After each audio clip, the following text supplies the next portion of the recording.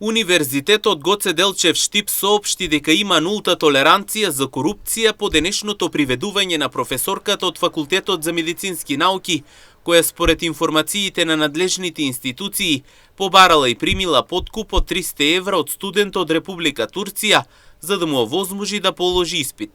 Од универзитетот потенцираа дека во академската заедница нема место за лица која злоупотребуваат својата положба, го нарушуваат интегритетот на образованието и ја изневеруваат довербата што им е дадена. Во писменото соопштение се наведува дека иако ниту еден систем не е целосно имун на поединци кои го прекрашуваат законот, Универзитетот Гоце Делчев целосно ги поддржува активностите на надлежните институции во борбата против корупцијата.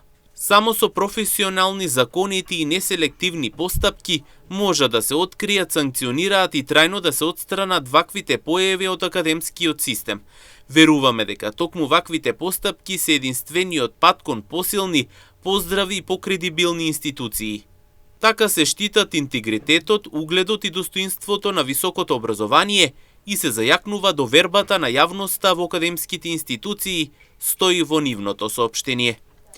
Од раководството на универзитетот ги повикаа сите кои имаат сознанија за корупција или други незаконски действија да ги пријават преку воспоставените универзитетски механизми или директно до надлежните институции.